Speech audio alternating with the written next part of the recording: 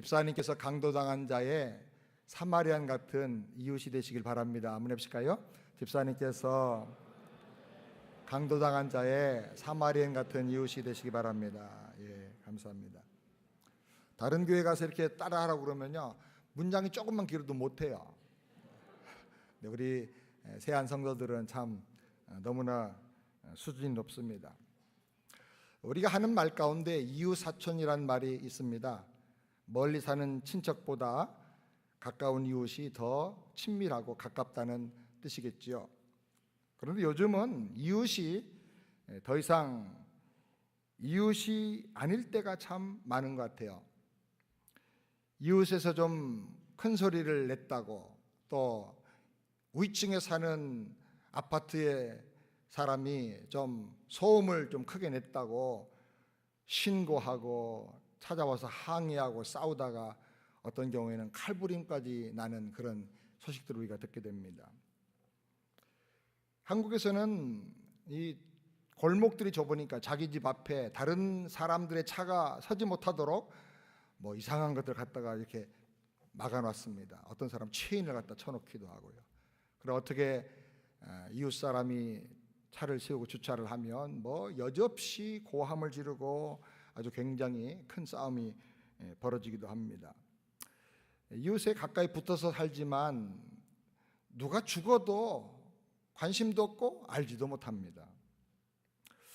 이 선한 사마리아인의 법이라는 것이 근래에 많이 생기고 있는데, 이 선한 일을 하다가 실수해가지고 어떤 문제가 생겼을 때 이 선한 일 하던 그 사람을 법적으로 보호해주자 하는 그런 법인 줄 압니다. 이렇게 해서라도 좀 선한 일을 좀 자꾸 장려하고 격려를 해야 되겠다라는 것이죠. 그만큼 선한 이웃이 어려움 당한 사람을 도와주는 이 따뜻한 손길이 점점 줄어 들어가고 있다는 뜻일 것입니다. 우리가 이웃사랑에 대해서 말하고 또 선을 베풀고 나누어야 될 것에 대해서 말할 때 교과서처럼 늘 인용되는 성경이 바로 오늘 본문의 말씀입니다. 이 말씀을 믿지 않는 사람까지 다 잘 알고요, 선한 사마리아인이라는 그 이름까지 인용해서 법을 만들 정도로 아주 유명한 말씀입니다. 그런데 이 말씀을 사실 가장 많이 사람들이 오해를 합니다. 사람들은 이 말씀을 인도주의적인 교훈 혹은 자선에 대한 교과서 정도로 생각을 합니다. 그러나 예수님께서 하신 모든 말씀은 자선을 가리키는 게 아니고요, 생명의 복음, 구원의 복음을 가리키려고 하는 것이 핵심이라는 걸 우리가 꼭 알아야 합니다. 그렇기 때문에 우리가 이 말씀을 이해할 때도 복음의 관점에서 이 말씀을 더 깊이 묵상을 해야 되는 것입니다. 이 성경에 보니까 한 율법사가 예수님을 시험하려는 목적을 가지고 예수님께 나와서 질문을 했습니다. 25절 말씀, 그 질문 다시 보시겠습니다. 내가 무엇을 하여야 영생을 얻으리까? 선생님이여, 랍비여, 내가 무엇을 해야 영생을 얻겠습니까? 이 질문은 정말 궁금해서, 정말 영생기를 알기 원해서 묻는 질문이 아니라 예수님을 시험에서 책 잡으려고 하는 악한 의도를 가지고 질문한 것입니다. 예수님께서 여러 가지를 말씀하셨는데 율법에 뭐라고 했느냐? 하나님을 마음을 다하여 사랑하고 내 이웃을 내 몸처럼 사랑하라고 했다, 그렇게 대답을 하셨습니다. 그래서 이 사람이 그 악한 질문의 태도를 또 드러내면서 29절에 이어서 또 질문을 합니다. 이렇게 질문하는 이 사람의 태도를 성경은 이렇게 말합니다. 이 사람이 자기를 옳게 보이려고 예수께 여짜오되. 그 질문하는 의도가 나쁘고 악하다는 거죠. 그런데 그 질문의 내용이 이겁니다. 내 이웃이 누굽니까? 내 이웃을 내 몸처럼 사랑을 했는데 그러면 나의 이웃이 누굽니까? 라고 물었습니다. 굉장히 쉬운 질문 같죠. 그런데 또 생각해 보면 또 어려운 질문입니다. 요즘도 이렇게 생각하는 사람이 좀 있습니다. 내가 누군가를 사랑하고 싶은데 사랑할 대상이 없다는 거예요. 내 사랑을 받을 만한 자격이 있는 사람, 그런 사람이 없다는 거예요. 그래서 나 시집도 못 가고, 그래서 나 장가도 아직 안 가고 있다는 거예요. 내 고상한 인격에 맞춰서 내 수준 높은 사랑을 받을 만한 그런 수준의 사람, 그런 사람이 없다는 거죠. 근데 이렇게 나오면 참 이게 어려운 이야기가 됩니다.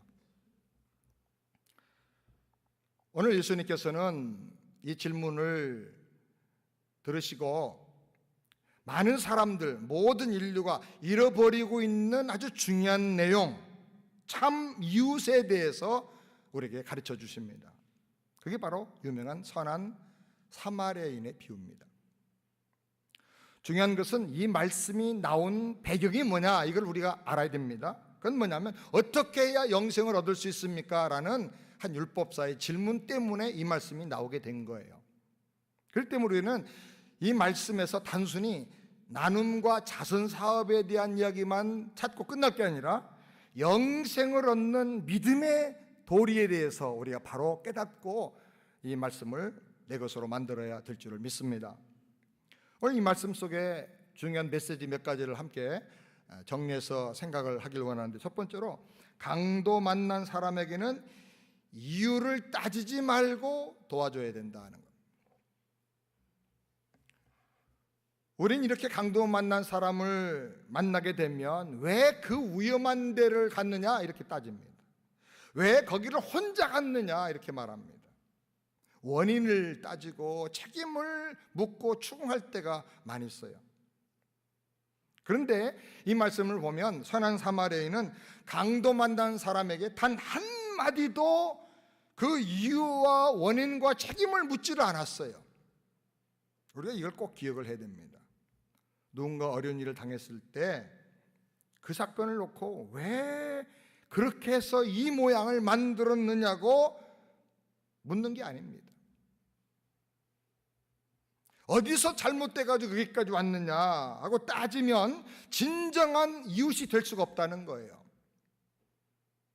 이웃을 정말 도와주려면 그가 당하는 고통과 불행을 불쌍히 여기고 바로 그 불행의 현장에서 도와줘야 되는 것입니다.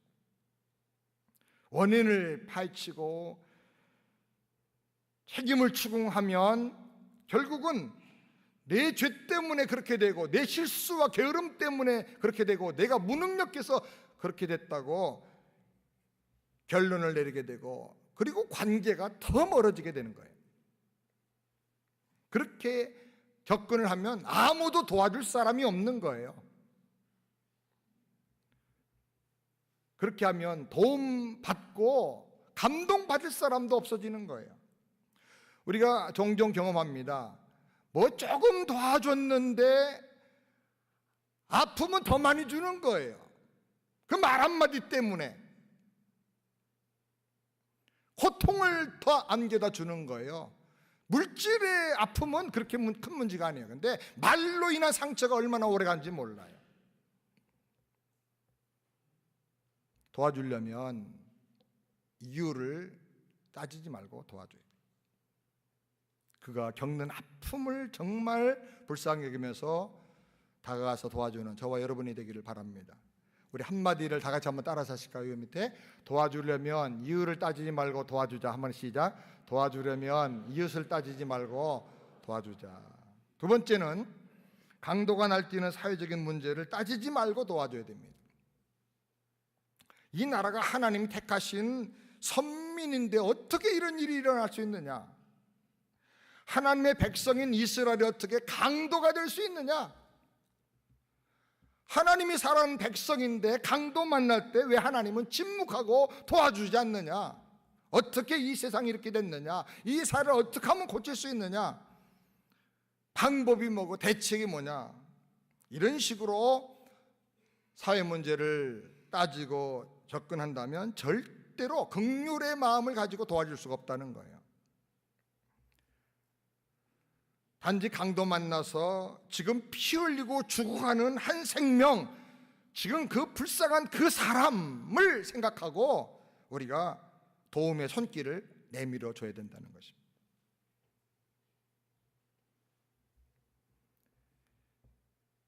지금 내 앞에 있는 이 생명을 우선 건져놓고 봐야 한다는 거예요.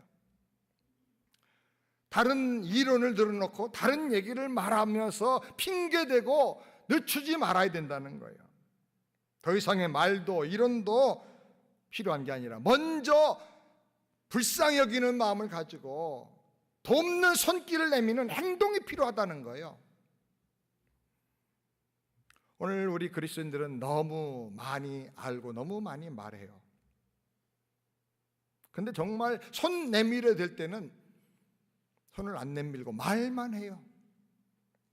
사랑하는 여러분, 예수님이 말씀하시는 이 뜻을 우리가 잘 깊이 깨닫고 명심해서 이론을 따지고 말만 늘어놓지 말고 행동으로 손을 내미는 저와 여러분 되기를 주의 이름으로 축원합니다. 한마디 한번 다 같이 한번 읽어볼까요? 말만 하지 말고 행동하자. 말 많이 하지 말고 말 좀 줄이고 이제 우리가 행동하고 실천을 하게 되길 바랍니다. 세 번째로 강도 만난 사람의 사회적인 위치나 신분을 묻지 말고 도와줘야 된다는 거예요. 우리는 알든지 모르든지 간에 내 편리에 따라서 이웃의 범위를 다 나름대로 정해놓고 살고 있어요. 그리고 사랑을 하더라도 뭘 도와주더라도 그 안에서만 도와줄 때가 많아요. 어느 순간부터 부자의 이웃은 다 부자예요. 가난한 사람의 이웃은 다 가난한 사람이에요. 어느 순간부터 젊은 사람들의 이웃은 다 젊은이들이고 노인들의 이웃은 다 나이 든 사람들밖에 없어요. 한국 사람의 이웃은 한국 사람이고 백인의 이웃은 백인만이 이웃이 되는 거예요. 이런 말씀을 읽으면서도 옛날에 교회 역사를 보면 어떤 백인들이 모이는 교회에 흑인이 들어가려고 하니까 안 내는 사람이 막는 거예요. 여기는 백인만 들어가야 된다는 거예요. 네 색깔에 맞는 대로 가라는 거예요. 그래서 그 사람이 울면서 나가는데 저 계단 밑에 누군가가 하나 또 울고 있는 거예요. 그래서 당신도 나처럼 이렇게 여기 못 들어가고 쫓겨났습니까? 그러니까 그 사람이 울면서 고개를 들면서 하는 말이 내가 예수인데 나도 너처럼 저 교회에서 쫓겨났다. 그렇게 말씀하시더라는 거예요. 사랑하는 여러분, 내가 내 편리를 따라서 어떤 벽을 정해놓고 한계를 정해놓고 여기까지만 너까지만 내가 이웃으로 삼겠다. 그리고 교제한다고 하면 어떻게 진정한 믿음의 사람이라고 우리가 말할 수가 있겠습니까? 어느 순간에 기독교인은 오직 기독교인들끼리만 이웃을 삼고 서로 교통하고 벽이 생겨버리고 이웃 사이에 다 장벽으로 가로막혀버리고 만 거예요. 계층이 생겨버리고 만 거예요. 교회 안에도 젊은이들과 연세든 어른들이 서로 대화가 잘 안 돼요. 왜 그래요? 목장을 모이면 우리 젊은이들 목장이라 하더라도 우리가 1년에 몇 번은 연세 드신 목장들하고 같이 한번 연합으로 모이자. 그래서 우리가 섬겨드리고 배우고 또 우리의 좋은 열정을 좀 그분들에게 이렇게 좀 함께 나누면 좋겠다. 얼마든지 그렇게 할 수 있잖아요. 이번에 어른들을 모시고 크루즈를 다녀왔는데 우리 젊은이들이 얼마나 어른들을 잘 섬겨드리는지요. 세미나면서 말씀을 나누고 그 다음에 또 짬짬이 시간에 곳곳에서 어른들과 함께 대화하고 복음을 나누고 함께 기도하고 막 울고 은혜 받고 변화되고 우는 어른들이 많았어요. 너무나 많았어요. 예수님은 이웃을 만들어라 하는 거예요. 이웃을 만들어라. 예수님의 이웃은 달라요. 우리 사람은 자기 맞는 사람끼리 계층을 만들고 그룹을 만들고 우리가 이웃이다라고 하지만은 예수님은 단순히 잘 알고 가까운 이웃만을 사랑하라는 게 아니에요. 이웃을 만들어 가라는 거예요. 이웃을 만들어 가라. 예수님은 이웃이 아니었던 사람을 이웃 되게 하라는 거예요. 벽을 허물고 경계를 넘어가서 사랑의 손길을 내밀고 이웃이 되어주라는 거예요. 그 사람의 신분과 처지를 따지지 말고 도와주며 사랑하며 나눠주면서 함께 이웃을 만들어 가야 된다는 것입니다. 여러분, 부자들은요 더 외로워요. 가난한 사람들도 더 외로워요. 다 외로워요. 다 삶에 문제가 있어요. 사랑으로 진솔하게 다가가면 누구나 다 마음이 열리고 이웃이 될 수가 있는 것입니다. 이웃은 가까운 거리가 아니고 너와 나의 어떤 이권의 관계가 아니고 사랑으로 만들어지는 것이다. 섬김으로 이웃은 만들어지는 것이다. 금년 한 해 여러분 많은 이웃을 만들게 되기를 주의 이름으로 축원합니다. 섬기려고 하면 신분과 처지를 따지지 말고 나눠줘야 됩니다. 한번 다 같이 한번 읽어볼까? 시작. 섬기려면 신분을 묻지 말고 나눠주자. 네 번째로, 거룩한 일을 하는 성직자라고 해서 제외시킬 수 없다는 것입니다. 여기 성경에 보니까 제사장이 보고 피해갔어요. 이 제사장은 성전에서 하나님께 제사 드릴 때 제물을 바치고 제사를 집행하는 아주 구별된 사람입니다. 항상 몸과 마음을 깨끗하게 성별해야 됩니다. 제사를 집행하기 전에 얼마 동안은 부부관계나 다른 어떤 사생활까지도 절제를 합니다. 먼저 자기를 위해서 제사하고 죄사함 받은 다음에 몸과 마음을 깨끗이 하고 그리고 하나님께 나가서 백성들을 위해서 제사를 집전하는 것입니다. 이렇게 거룩한 제사장이 지금 하나님 앞에 제사를 드리러 가는 중인데 가는 길에 강도 만난 사람, 피투성이 되어서 쓰러지는 사람을 만난 거예요. 그래서 이 사람이 지금 고민합니다. 이 사람을 돕다가 혹시 저 피가 내 손이나 몸에 묻으면 내가 부정한 사람이 되는데 어떻게 될 건가? 또 이 사람을 도와주는데 돕다가 죽어버리면 내가 시체를 만지는 것이 되는데 그러면 이거 어떻게 되겠는가? 레위기 22장 4절부터 7절을 보면 누구든지 시체를 만져서 부정하면 해가 질 때까지 성전 안에 들어올 수가 없다 그랬어요. 이건 종교의식이기도 하지만은 위생의 문제이기도 해요.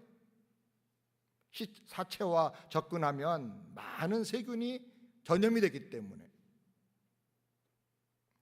그런데 이 제사장은 항상 제사장 역할을 하는 게 아니라 제사장의 신분은 있지만 24회의 순번을 따라서 오래간만에 한 번 돌아오는 거예요. 그래서 제사를 자기가 집전하게 되는 거예요.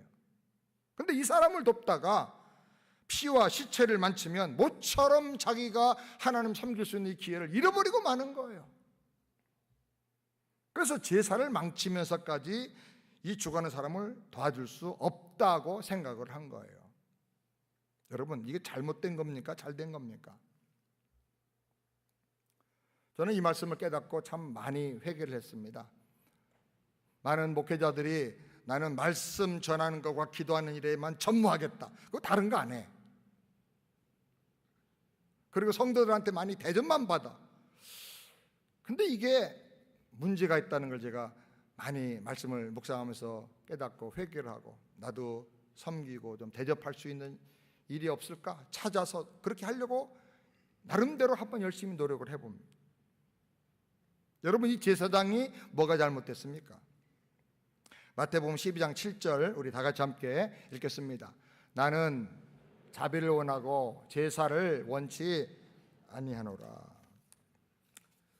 하나님이 제사를 싫어한다는 말이 아닙니다. 제사도 하나님 앞에 드려야 되지만 그보다 더 중요한 게 자비를 베푸는 것이다라는. 하나님께서 제사를 드리게 하는 이유가 뭡니까?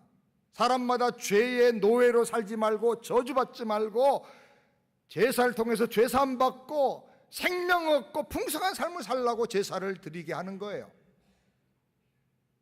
그런데 제사라는 행위에 집중하고 사람에 대해서는 잃어버리고 만다고 하면 그 제사는 아무 의미가 없다는 거죠. 그래서 주님은 너희가 제사를 드릴 때 제사 드리려고 하는데 갑자기 마음속에 나와 사이가 안 좋고 원한 맺힌 사람, 그런 형제가 생각이 나거든. 제물을 놓고 가서 형제와 가서 사과하고 화해한 다음에 돌아와서 제사를 지내라. 하나님은 그런 제사를 기뻐하신다는 거예요. 하나님 말씀의 핵심과 우선순위가 뭡니까? 그것이 사람을 살리는 거예요. 사람의 영혼을 사랑하는 거예요. 아멘입니까? 불쌍한 사람을 도와주는 게 양 잡아서 제사 드리는 것보다 더 귀한 일이고 하나님이 기뻐하시는 산 제사라는 겁니다. 그래서 소와 양을 잡아서 드리는 형식적인 제사만을 생각하고 강도 만난 이웃을 피해 지나간 것이 문제가 되는 거예요. 저는 솔직히 이번 1월 달에 특별 새벽 기도를 우리가 신년 새벽 기도를 하는 중에 새벽에 오는데요, 굉장히 마음 상하는 일이 있었어요. 홈리스 분들이 다운타운에 주로 계시는데 이 마을에 한 분 계세요. 키 큰 흑인 홈리스 한 분 계세요. 근데 그 새벽에 굉장히 추운 날인데 길가에 이게 카트를 밀고 서 있는 거예요. 너무너무 괴로운 거예요. 차를 세우고 옷을 벗어주고 어떻게 좀 하고 싶은데 또 예배 시간은 또 지금 급하고, 이거 어떻게 될까? 제가 설교하고 기도하는 내내 그 생각을 하다가 끝난 다음에 가보니까 없어요. 오리털 파카라도 좀 줬으면 좋겠다. 두고두고 제 마음에 좀 아파요.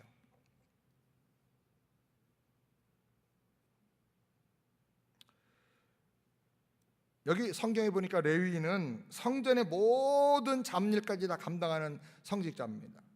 그러니 구제하고 사람 살리는 것은 내가 할 일이 아니고 다른 사람이 해야 될 일이라고 생각을 했을 것 같아요.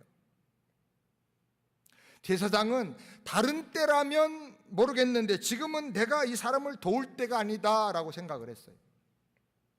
그냥 간단한 문제가 아닙니다. 제사장은 시간 문제를 핑계대고 도움을 회피했어요. 레위인은 이게 내가 할 일이 아니다라는 입장에서 책임 소재를 핑계대고 책임을 회피했어요. 다 나름대로 일리가 있고 이유가 있어요. 나름대로 보면 자기 일에 충성하는 사람들이에요. 근데 문제는 그 직분과 거룩을 핑계 삼아서 주관하는 한 사람을 외면하고 지나갔다는 거예요. 문제가 뭡니까? 모든 사역의 핵심, 모든 거룩한 직분의 핵심이 뭐냐 하면 죽어가는 사람을 살리는 거라는 거, 이거를 우리가 놓쳤다는 거예요. 한번 따라서 한 줄 다 같이 한번 읽어보실까요? 시작. 사역의 핵심은 섬김과 나눔으로 사람을 살리는 것이다. 교회 목사를 세우고 장로님들이 계시고 전도사님들 또 권사님, 안수집사님들 계시고 모든 집사님들 계신 이유는, 심지어 교회가 여기 있는 이유는 사람 살리고 사람 구원하라는 거예요. 여러분 동의하십니까? 우리가 이런 원칙과 본질과 핵심에 더 집중하게 되기를 바랍니다. 다섯 번째로 우리는 선한 사마리아인의 마음을 갖고 섬기고 나눠줘야 되겠습니다. 사마리아인의 마음이 뭡니까? 불쌍히 여기는 마음이에요. 그를 보고 불쌍히 여겨. 불쌍히 여긴다는 말은 지난주에도 설명했지만은 헬라어로 내 속에 내장이 아프다는 말이에요. 내장에서부터 막 아프다는 거예요. 우리 한글 속에 애가 탄다 하는 말과 똑같아요. 애가 그게 우리 창자거든요. 창자. 우리 속 창자가 타들어간다는 거예요. 마음이 아파서 다른 거 생각할 겨를이 없는 거예요. 그 사람의 고통과 아픔이 내게로 그냥 전달되는 거예요. 심패사릭에서 공감하는 거예요. 그 얼마나 아플까. 그 고통을 내 마음으로 느끼면서 공감하면서 불쌍히 여기는 것입니다. 그래서 그 사람을 보는 순간에 뭐 가릴 게 없는 거예요. 그저 뜨거운 마음으로 어떻게든지 도와줘야 되겠다고 부둥켜 안는 것입니다. 이게 불쌍히 여기는 마음. 우리가 너무 삶이 바빠서 우리 마음 관리를 못하고 살 때가 많아요. 먹어도 그 먹는 것을 정말 즐기면서 먹어야 되는데, 돈을 벌어도 그 돈 벌게 해주신 것을 감사하면서 행복을 느끼게 되는데 그냥 벌고 먹고 하는 걸로 끝나버려요. 마음은 안 따라가는 거예요. 우리가 사람을 볼 때도 이렇게 좀 마음이 이렇게 담겨가는 그런 대화, 그런 행동들이 좀 있게 되기를 바랍니다. 불쌍히 여기는 마음을 가지고 서로 대해야 돼요. 사마리아인은 불쌍히 여기면서 그 다음에 보니까 가까이 갔다 그랬어요. 제사장과 레위인은 피해 갔는데 가까이 갔다. 불쌍히 여기면 멀어지는 게 아니라 점점 가까이 가게 돼 있어요. 그 사람의 마음을 이해하게 되고 그 사람의 형편을 살펴보게 되고 가까이 가는 거예요. 무슨 인종인지, 무슨 도덕적으로 어떤 사람인지, 무슨 종교를 가진 사람인지 이거 따지는 게 아니에요. 무조건 애타는 마음으로 가까이 가서 도와주는 것입니다. 지금 이 사람 때문에 내가 어떻게 될 것인가를 생각하는 게 아니라 지금 내가 돕지 않으면 이 사람이 어떻게 될 것인가를 먼저 생각하는 거예요. 사실 강도당한 사람이 쓰러져 있는 그 장소는 위험한 장소입니다. 강도가 숨어 있다가 또 다시 나타날 수가 있습니다. 여리고로 내려가는 그 길을 보면요, 굉장히 언덕들이 많고 곳곳에 동굴들이 많습니다. 그러니 어디에 숨어 있는지 몰라요. 잘못하면 죽어가는 사람 살리려다가 살아있는 나까지 죽을 수가 있어요. 그러니 도망칠 수도 있는 것입니다. 그러나 그 사람을 불쌍히 여기고 가까이 다가가서 기름과 포도주를 그 상처에 부어주고 싸매어 준 다음에 자기가 타고 다니는 그 짐승에 태워서 주막으로 데려갔다 그랬어요. 그리고 정성을 다해 돌봐줬습니다. 오늘 출정한 우리 목장이 이런 목장이 되기를 바랍니다. 주막집 같은 목장, 선한 사마리아인 같은 그런 손길 있는 목장이 되기를 바라요. 불쌍히 여기는 사랑의 마음이 느껴지는 목장이 되기를 바랍니다. 가까이 서로 다가가는 목장 공동체가 되기를 바랍니다. 은혜로 기름을 부어주는 성령의 기름 부으심 있는 그런 목장이 되기를 바라요. 복음의 포도주를 부어주는 목장이 되기를 바랍니다. 서로 싸매주고 치유해주는, 그리고 대접해주는 그런 돌봄 있는 목장이 되기를 바랍니다. 이 사람은 이튿날 길을 떠나가야 됩니다. 주인에게 말합니다. 돈이 더 들면 내가 돌아오는 길에 반드시 갚아줄 것이니까 잘 이 사람을 돌봐주십시오. 이 사람이 계속 거기 머물지 못하고 이튿날 떠난 걸 보면 굉장히 바쁜 사람이에요. 그럼에도 불구하고 이 불쌍한 사람을 위해서 할 수 있는 모든 최선을 다하는 거예요. 그리고 내가 다 못한 일은 다른 사람에게 부탁을 해서 그 일을 계속하게 해주는 거예요. 이것이 사역이에요. 내가 다 하는 게 아니에요. 함께 하는 거예요. 협력하면서 내가 할 수 있는 만큼 최선을 다하면 또 다른 사람이 어떤 부분을 또 도와주게 되는 것입니다. 그래서 끝까지 이 사람을 돌봐서 온전하게 치유해 주는 것입니다. 이것이 이웃을 만드는 진정한 사랑이라는 것입니다.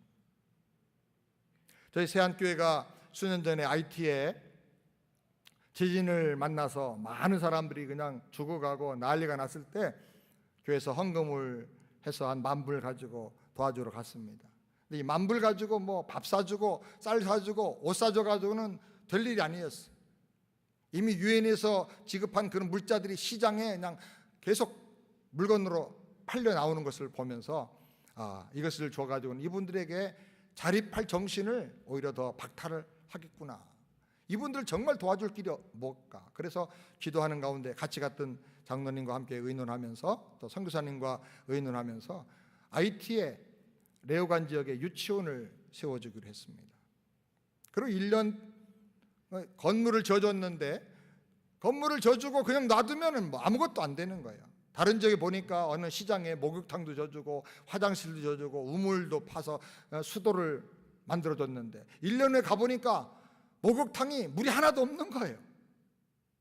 화장실에 구멍만 뚫려 있고 변기가 없어져 버렸어. 누가 빼갔어. 수도를 펌프를 만들어 놨는데 전기세가 없어가지고 전기 낼 돈이 없으니까 멎어버리고 수도 꼭지류가 다 빼가 버렸어. 구멍만 뚫려 있는 거예요. 아, 이거 한번 해줘가지고 되는 게 아니고 지속적으로 이거는 어려운 지역은 돌봐줘야 되겠구나. 그래서 유치원을 건축한 다음에 거기에 교사들의 월급과 교장 또 뭐 매니저들의 월급을 해서 계속 돌봐요. 처음에 하면 2,500불, 2,000불 이렇게 도와주고 계속 매달 도와줬어. 유치원이 70명 학생들이 오더니 뭐 100여 명 오더니 150명까지 됐다고 그래요. 최근에 보고받으니까 유치원 졸업한 아이들이 너무나 잘 가르쳐주고 예수님의 사랑으로 가르쳐주니까 유치원 졸업한 다음에 다른 초등학교로 가야 되는데 안 가는 거예요. 계속 여기서 공부하겠다는 거예요. 여기서 국민학교를 해달라는 거예요. 그 나라 국민학교를 또 하면 또 된대요. 자격증 있는 선생님들이 해가지고 가르치면. 그래서 새소망 우리 유치원 학생은 50명 되고 이제는 100명이 초등학교가 돼버리고 말았어요.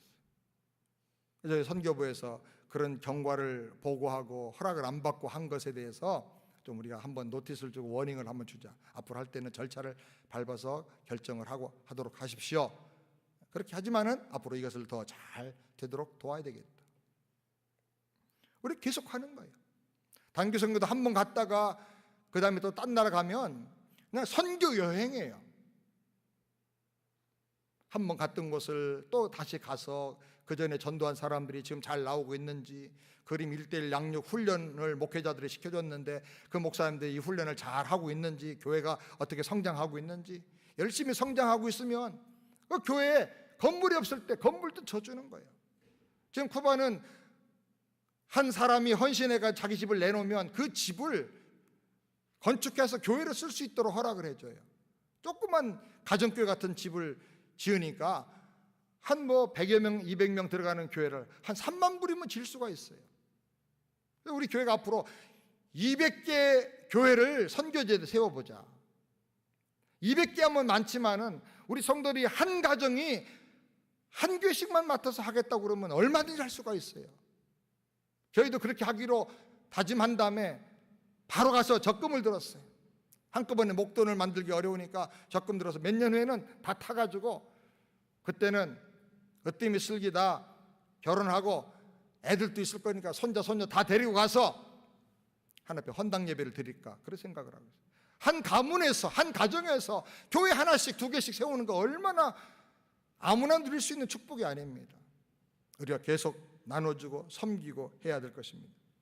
이번에 도미니카에 우리가 가게 됐는데, 지난번에 도미니카 선교 답사를 한번 제가 가서 보니까 뉴욕에 있는 한 교회 집사님들하고 장로님 가정이 한 3가정이 왔다가 선교하다가 다니면서 보니까 너무나 어려운 지역에 과부 할머니가 어린 손녀들 데리고 정말 어렵게 사는데 막 집이 막 비가 오면 비가 새고 쥐가 들어왔다 나갔다 그러고 막 비탈진 언덕에서 제대로 살 수가 없는 거예요. 그걸 보고 이분들이 자기들이 여행하려고 했던 경비들을 전략해서 1,000불씩을 모아가지고 3,000불을 줬어요. 현지 목사님이 목회하면서 짬짬이 벽돌 찍어가지고 집을 하나 줬어요. 3,000불에 집 하나 져주는 거예요. 이런 일을 우리가 얼마든지 할 수가 있어요. 사랑하는 여러분, 끝까지 선한 사마리아인처럼 돌보고 사랑을 베풀므로 말미암아 정말 좋은 이웃들을 많이 만들어내는 우리 교회가 되고 우리 성도님 되기를 주의 이름으로 축원합니다. 6번째로, 사랑하는 것도 중요하지만 사랑받을 줄 모르는 게 더 큰 문제라 하는 것입니다. 유대인들은 본래 사마리아 사람들을 변절자, 개라고 생각하고 이방인보다 더 나쁘게 생각했어요. 그들을 만날 필요도 없고 도와줄 필요도 없고 어려워도 그들에게는 절대로 도움을 안 받겠다고 생각을 합니다. 그런데 강도 만나 죽게 된 사람, 이 유대인을 도와서 살려준 사람은 제사장도 아니고 레인도 아니고 그들이 무시하던 선한 사마리아인이었던 것입니다. 예수님께서 아마 그 당시 실제로 있었던 어떤 실화의 이야기를 들으시고 이 말씀을 하시지 않았나 생각을 합니다. 그때 이 말씀을 들었을 때 당시 유대인들은 굉장히 충격을 받았고 부끄러운 마음에 도전을 받았을 것입니다. 이 말씀의 핵심 중에 하나는 너의 우월감과 너의 교만한 마음을 버려야 진정으로 사랑을 주고받는 이웃을 만날 수가 있다는 거예요. 지금 이 시대에 우리가 살고 있는 이 시대의 현대인들도 얼마나 까다롭고 교만한지요. 우월감이 많은지. 그래서 그 교만 때문에 이웃이 없어요. 같이 살면서도 너는 너대로 나는 나대로 간섭하지 말라는 거예요. 아무도 돌봐주지도 않고 아무에게도 도움을 요청하지도 않아요. 나를 돕는 그 마음을 그대로 받아줄 수 있는 겸손한 마음, 열린 마음이 우리에게 필요한 것입니다. 사랑하는 여러분, 혹시라도 우리 안에 있는 교만한 마음이나 자기 우월심 같은 것이 있다고 하면 이것이 하나의 벽을 만들어서 다른 사람이 내게 가까이 접근하지 못하게 하고 있다고 하면 이 벽을 깨트리고 낮아져서 사랑을 받아들일 수 있는 저와 여러분이 되기를 주님의 이름으로 축원합니다. 그래야 목장 안에서 서로 마음을 열고 나눌 수가 있는 거예요. 내가 다른 사람이 내가 받은 애를 나눠줄 수도 있고 또 그 사람이 받은 애를 내가 받을 수도 있는 거예요.